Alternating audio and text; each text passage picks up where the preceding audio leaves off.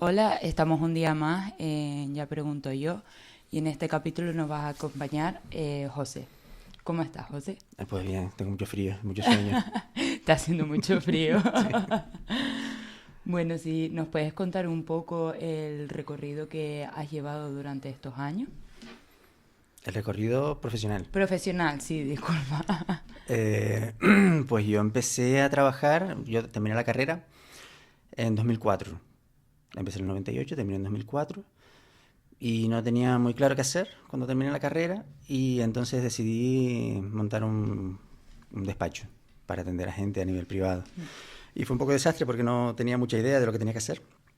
No tenía muy claro cómo funcionaba eso de ayudar a la gente de verdad. Y, y no se me dio muy bien. Y entonces decidí formarme y empecé a formarme y empecé a ampliar mi formación después de la universidad. Y en 2006 empecé a trabajar como educador en hogares de protección. Y estuve un tiempo en varias asociaciones. Empecé en Mensajeros, luego estuve en una que se llama Aquí.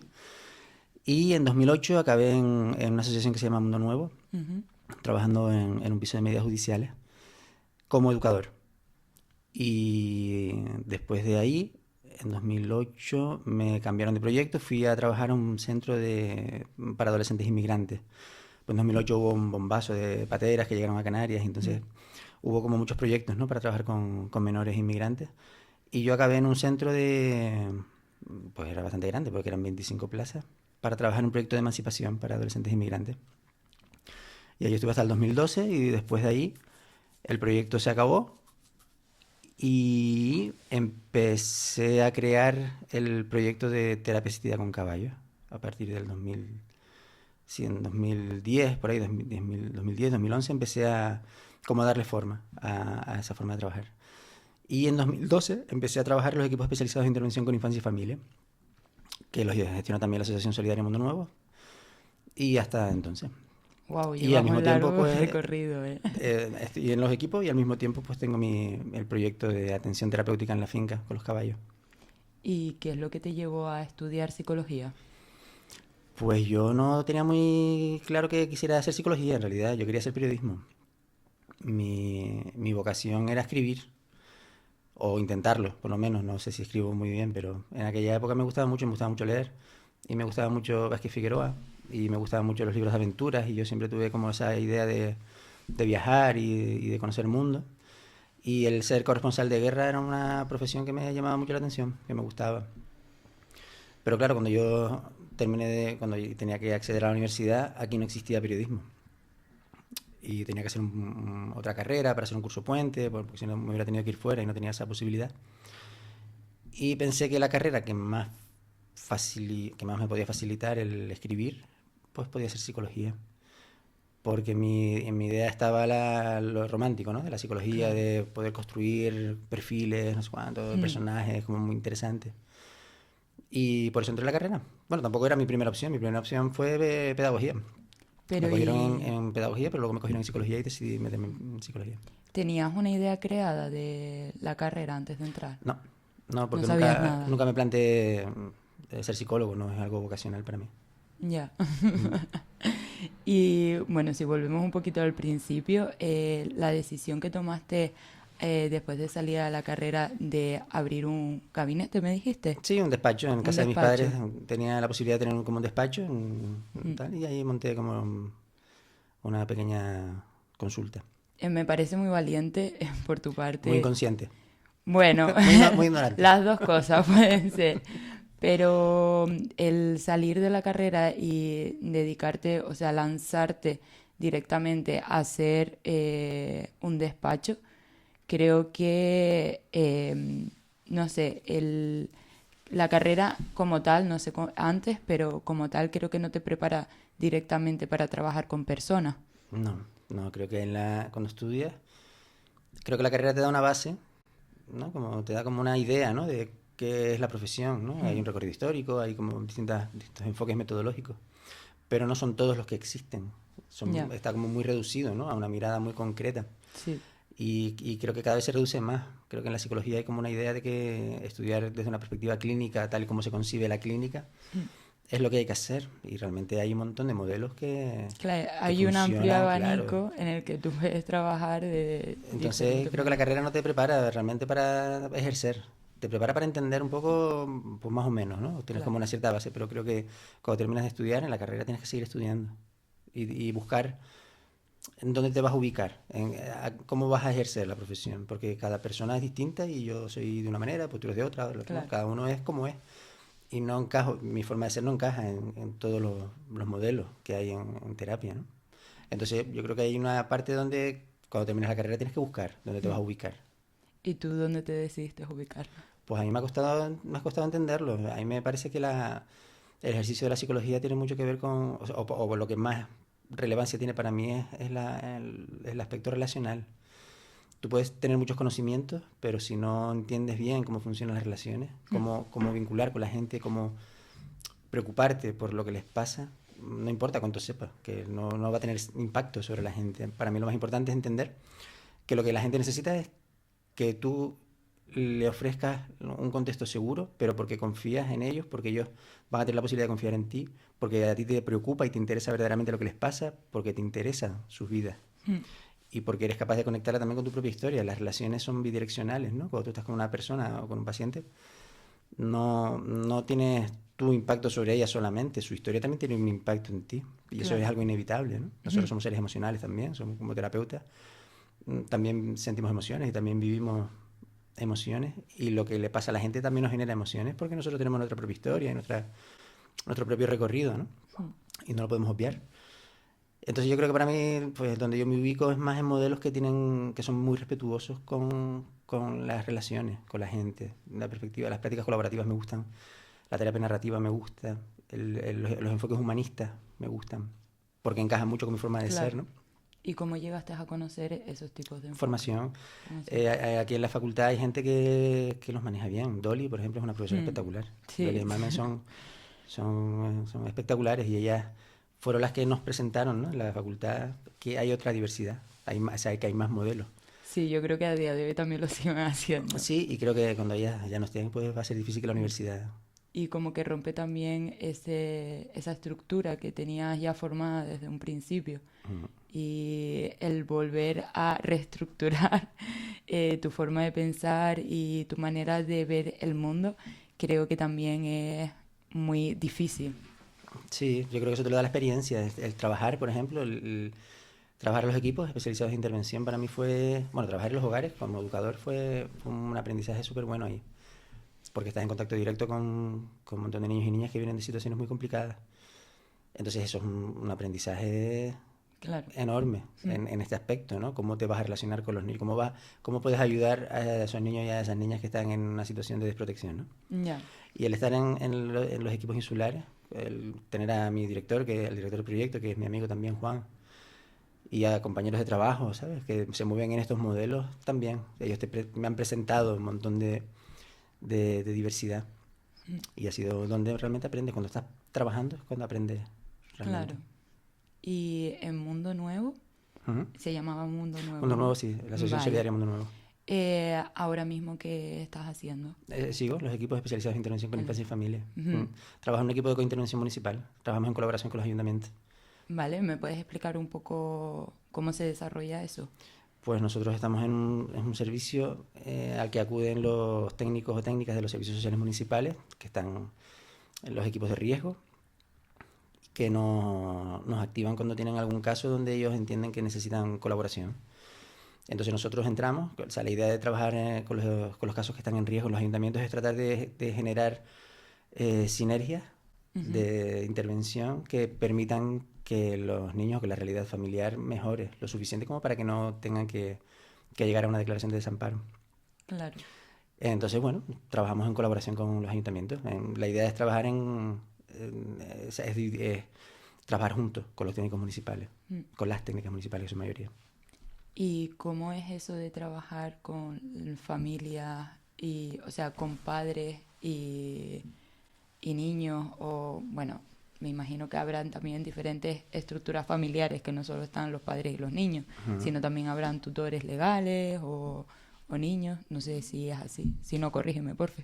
Siempre trabajar con niños y con familias que están en situación de riesgo, de desprotección, pues es un trabajo que es un poco complicado porque ellos vienen de realidades de vida muy difíciles. Entonces, claro, muchas familias llevan mucho tiempo, ¿no? en el sistema, llevan mucho tiempo viviendo una situación difícil. Entonces, pues muchas veces el no haber podido resolver esa situación durante un tiempo X hace que generen cierta desconfianza hacia los profesionales. También vienen de una realidad donde no quieren que sean vistas, ¿no? Sus dificultades. Claro. Y bueno, vienen de historias muy duras, pues, historias de maltrato a los niños, historias de violencia, historias de carencia. No son realidades fáciles para trabajar. Entonces, yo creo que ahí lo que ellos necesitan, lo que ellos y ellas necesitan, son figuras que puedan ayudarles a comprender qué es lo que pueden hacer para poder salir adelante y poder resolver determinadas cosas. Nosotros no vamos a resolver la vida de la gente. No somos, ni es nuestra función ni tenemos ese poder. Nuestra misión es un poco acompañarles y ofrecerles una perspectiva diferente y ver cómo cada persona puede entender qué es lo que puede hacer para que su vida mejore un poco. Vale. Y a veces se puede y a veces no se puede, ¿no? Y bueno, ahí hay que aprender a gestionar un poco la frustración. Bueno, te voy a preguntar una cosa, pero no sé si es una pregunta un tanto difícil. Uh-huh. ¿Tú crees que todo el mundo puede ser ayudado? Bueno, yo creo que depende del momento. Creo que todo el mundo puede ser ayudado. Bueno, pues creo que esa pregunta es un poco difícil de responder. Creo que depende de los momentos. Hay gente que en un momento concreto, pues no, pero de repente más adelante sí.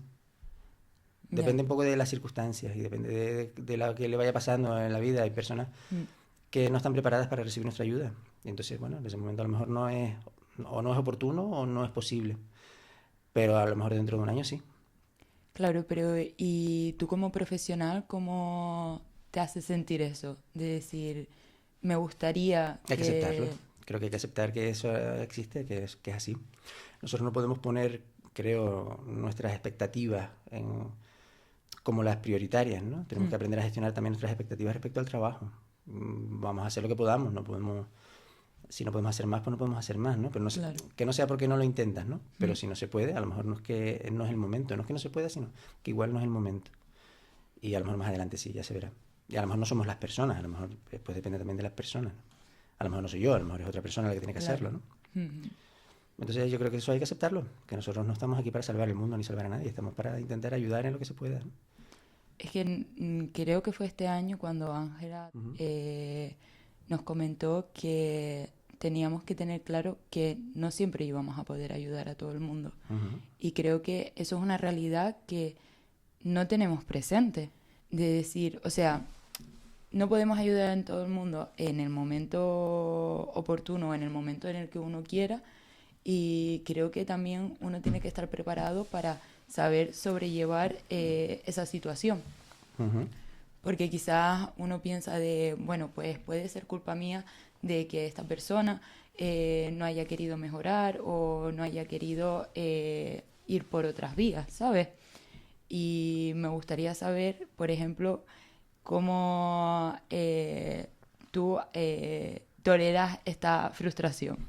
Yo creo que eso te lo da el trabajo, el practicar, la experiencia, ¿no? Claro. El poder enfrentarte a ese tipo de situaciones y ver qué es lo que se te mueve a ti.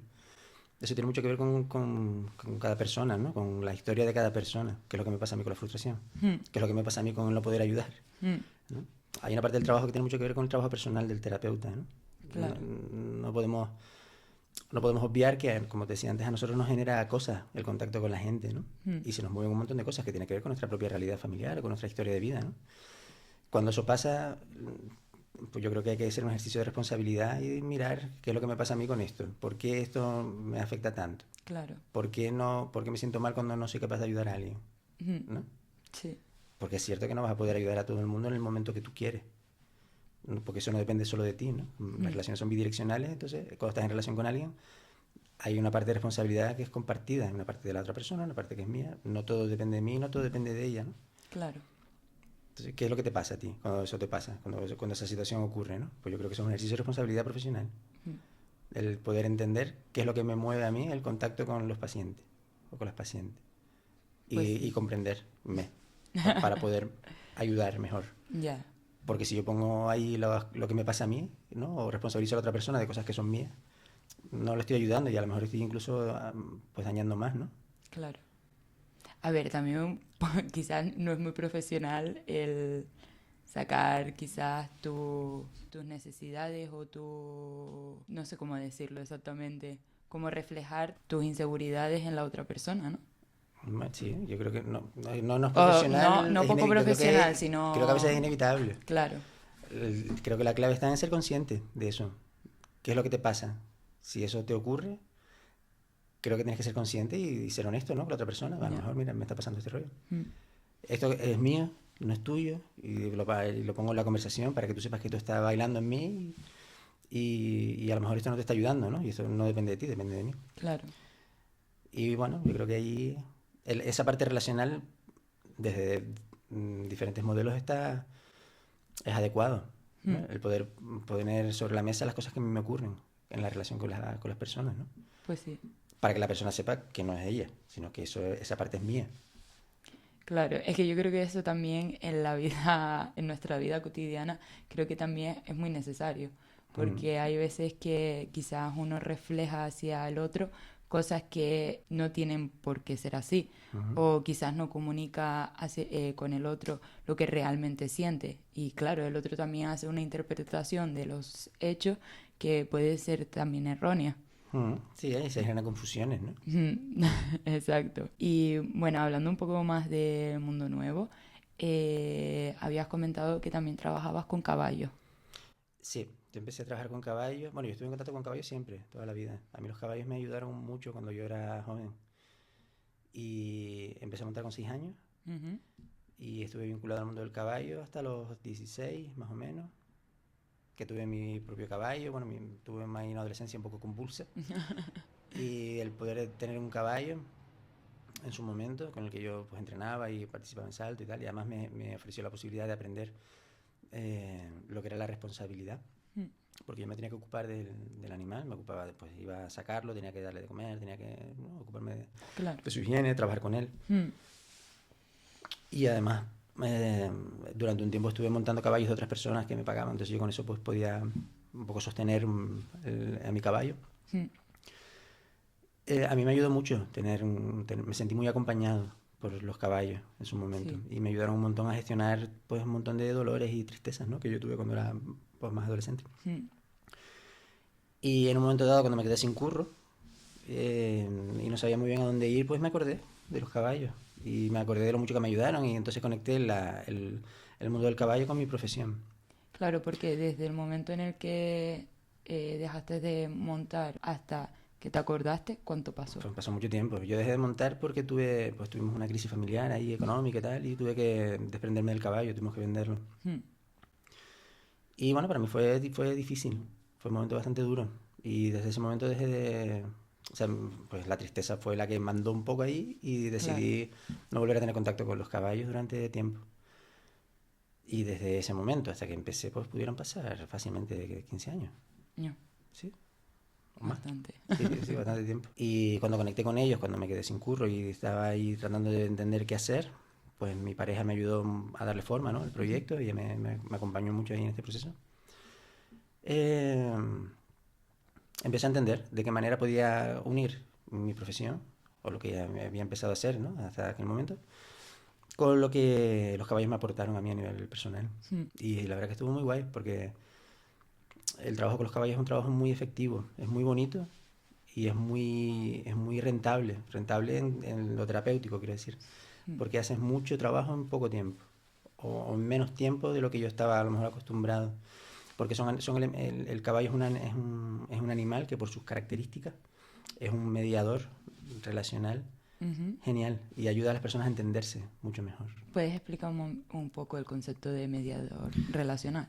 Sí, lo que yo hago con los caballos es aprovechar las características que tienen como especie, ¿no? Cómo funciona el caballo como especie, como caballo, cuáles son sus necesidades y cuáles son sus funcionamientos en manada y en solitario. Pues los caballos son animales de manada, ¿no? Entonces, en Sí, manada pues cada caballo tiene una función y tal.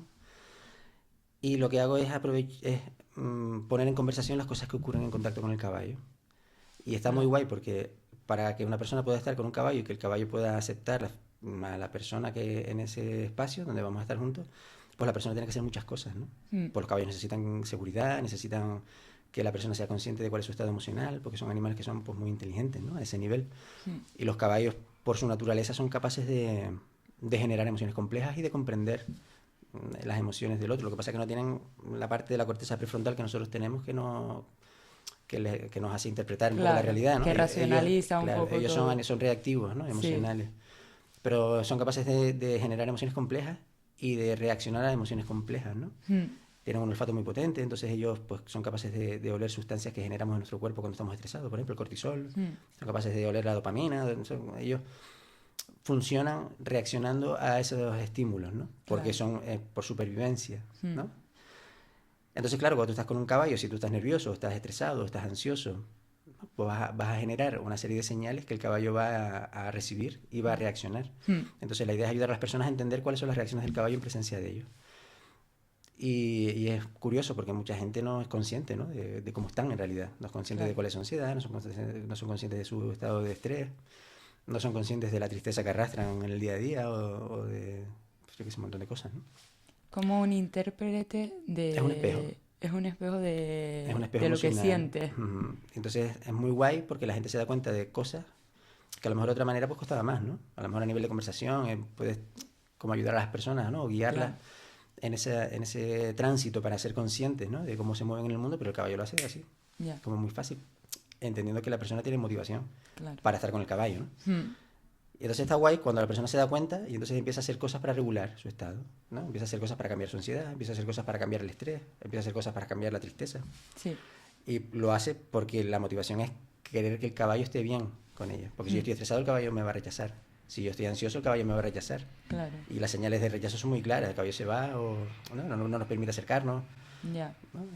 Entonces es como muy fácil.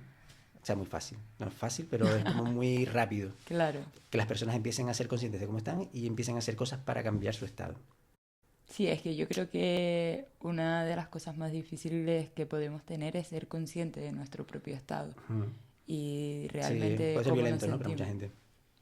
Lo que pasa es que el caballo es un contexto muy amable porque ellos no es una persona que le dice cómo está. Claro. O sea, es la reacción de un animal la que le está permitiendo entenderse, ¿no?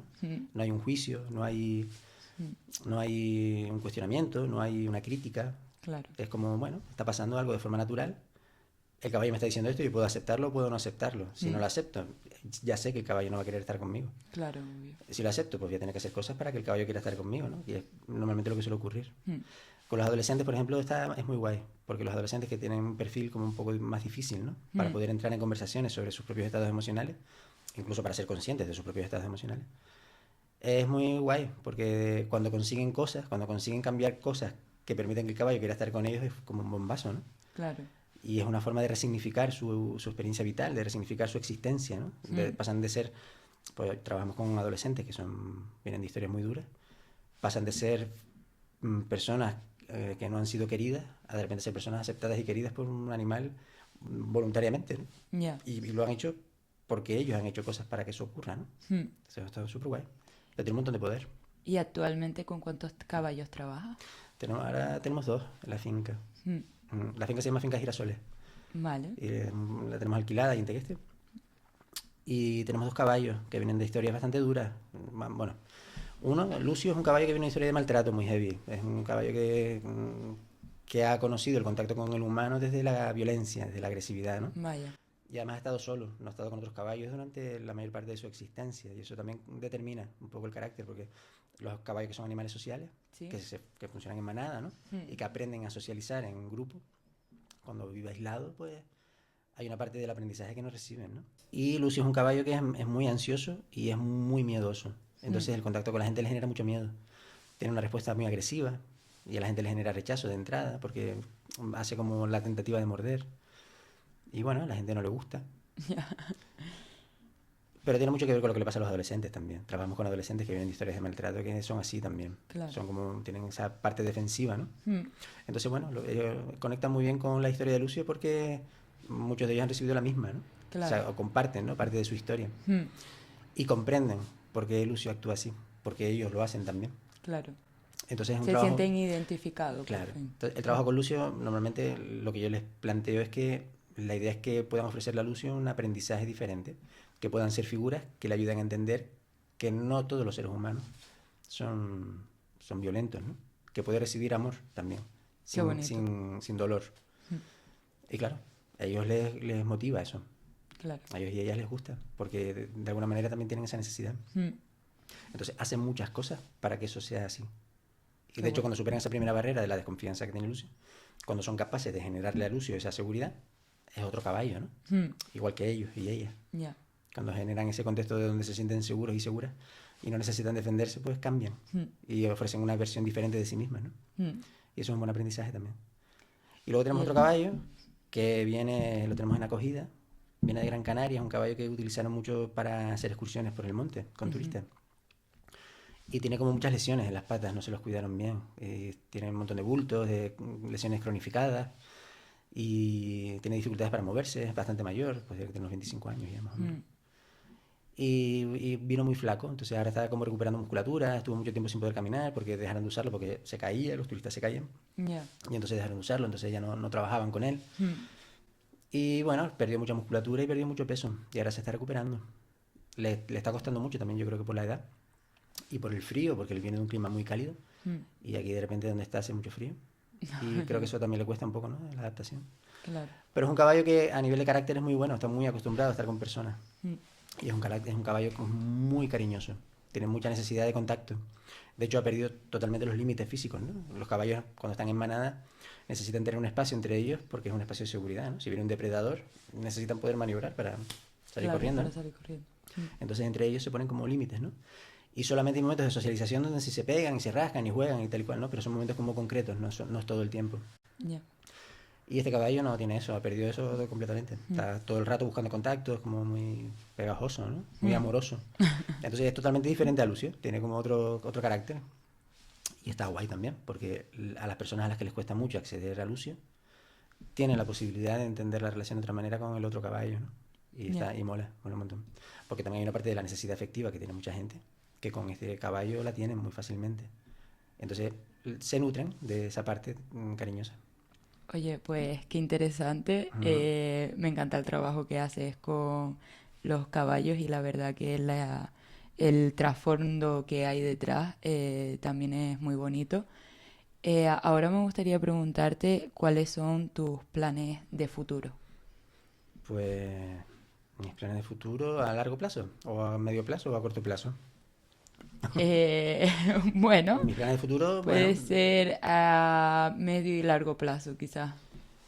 a mí me gustaría, bueno, tengo varias inquietudes. Me gustaría terminar el doctorado.